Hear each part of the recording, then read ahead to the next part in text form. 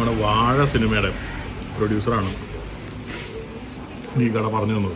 നമസ്കാരം, ഞാൻ മൃണാൾ. എയർപോർട്ടിനടുത്ത് ഞങ്ങൾ തുടങ്ങാൻ പോകുന്ന റെസ്റ്റോറൻറ്റിൻ്റെ തൊട്ട് പരിസരത്തായിട്ട് കുറേ ഊണുകടകളുണ്ട്. കൊഴുത്ത മാങ്ങാക്കറിയൊക്കെ ആയിട്ട് കഴിക്കാൻ പറ്റുന്ന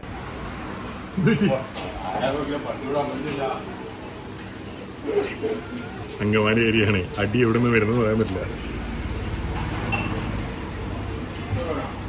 അന്തസ്സുള്ള ആൾക്കാരാ. ക്യാബേജ് അല്ല അവർ കൂടെ ഇപ്പം അങ്കമാലി കാണിച്ച് കഴിഞ്ഞാൽ അടിയിട്ട് വരും. മാങ്ങയും ക്യാരറ്റും. പണ്ടെപ്പോഴും ഒരു കുട്ടികളുടെ പരിപാടിക്ക് കൊല്ലത്താന്ന് തോന്നുന്നു ജവഹർ ബാലഭവനിൽ പോയി താമസിച്ചിരുന്നു 3 ദിവസം. എനിക്ക് അന്നേരം ഞാൻ അന്നേരം 9ാം ക്ലാസ്സിൽ അവിടെ പഠിക്കുകയാണ്.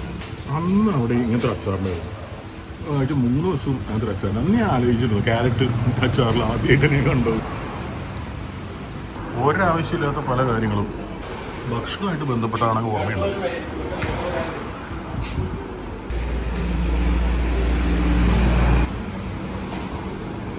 കായിട്ട ബീഫിൻ്റെ കറി. ഹംഗ്രി മൃണാളിൽ കായും ബീഫും ആയിരുന്നു കറി. അതിപ്പം കൂർക്കയാക്കി മാറ്റിയിട്ടുണ്ട്. കൂർക്കയുടെ ഒരു സീസണാണല്ലോ. മാകരി പ്ലസൻ്റ് ബീഫ് കറി ഡോക്കാം. നമ്മുടെ നാട്ടിൽ തോരൻ വെക്കാൻ തോരൻ ഉപ്പേരി മെഴുക്ക് വരട്ടി, തോരൻ ഉപ്പേരി മെഴുക്ക് വരട്ടി, വറവ്, ഇങ്ങനെ പല സ്ഥലത്ത് പല പേര് പറയും.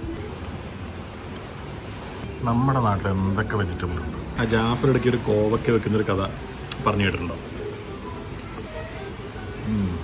അങ്ങനത്തെ അതിമനോഹരമായ ഒരുപാട് വെക്കാനുള്ള വഴികളും ഒരുപാട് വെജിറ്റബിൾസും നമ്മുടെ ചുറ്റുമുണ്ട്.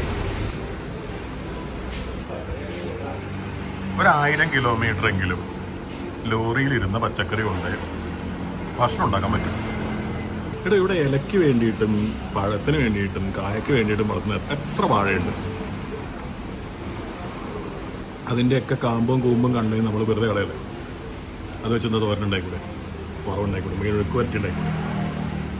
ചെയ്യൂല. ബീഫിന് നല്ല എരിവുണ്ട്, നമ്മൾ ചെയ്യൂല. വീട്ടിൽ ഊണെന്ന് എഴുതി വെച്ച കടയിൽ പോലും ഈ ദൂരേന്ന് ലോറിയിലിരുന്നു ഈ ചൂടത്തല്ലേ ഇരിക്കുന്നത്. ഇത് വാടിയിട്ടല്ലേ ഇവിടെ വരിക.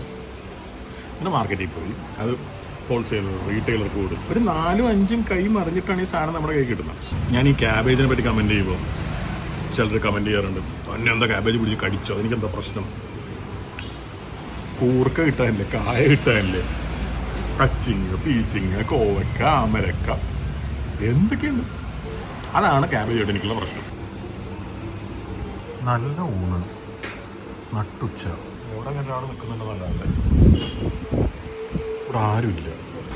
അങ്ങനെ അവിടെ വെറുതെ ഇരിക്കുകയാണ്. മേ ബി വീടുമായിട്ട് യാതൊരു ബന്ധമില്ലാത്ത വീട്ടിലൂണെന്ന് എഴുതി വെച്ചിരിക്കുന്ന ക്യാബേജ് വെച്ച് തോരൻ ഉണ്ടാക്കി കൊടുക്കുന്ന ആരുടെയും പുറകെ ആൾക്കാർ പോയിട്ടുണ്ടോ? പറഞ്ഞിട്ട് കാര്യമില്ല. പൊതുജനം കഴുതയാണെന്നാണ് ഒരുപാട് വിവരമുള്ള ആൾക്കാരൊക്കെ പറയുന്നത്. ചില എം പിമാരെയും അമേരിക്കൻ പ്രസിഡന്റിനെയൊക്കെ അവർ തിരഞ്ഞെടുക്കുന്നത്. നോ ഇൻഫർമേഷൻ, വിവരമില്ല. ഇത്തിരി അച്ചാർ തരാമോ? ഇതിപ്പം ചോറിലേക്ക് ഇത്തിരി കൂടുതലായിട്ട് തോന്നും. 3 വർഷം മുമ്പുള്ള അതേ ടേസ്റ്റ് ഉണ്ടാവും. 3 വർഷം മുമ്പാണ് ഞാനോട് വന്നേ. വേണ്ട, എനിക്ക് തോര മതി. നല്ലോണം യോജിപ്പിച്ചാൽ കറി മുഴുവൻ ഇതിനകത്തോട്ട് പോകും.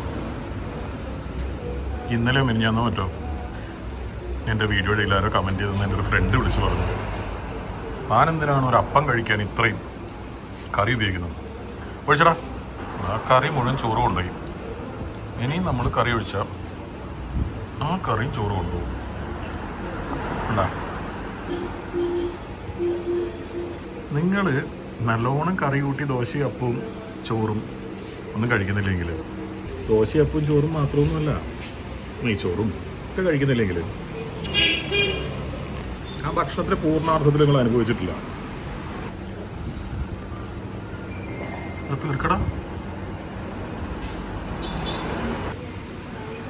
നമ്മുടെ വാഴ സിനിമയുടെ പ്രൊഡ്യൂസറാണ് ഈ കട പറഞ്ഞു തന്നത്. ഞാൻ അവിടെ വന്ന് വണ്ടി നിർത്തിയപ്പോൾ തന്നെ എനിക്ക് തോന്നിയത് ഞാൻ അവിടെ വന്നിട്ടുണ്ട് മുമ്പ്. അങ്ങനെ ഒരു അന്യായ ഫുഡിയാണ്.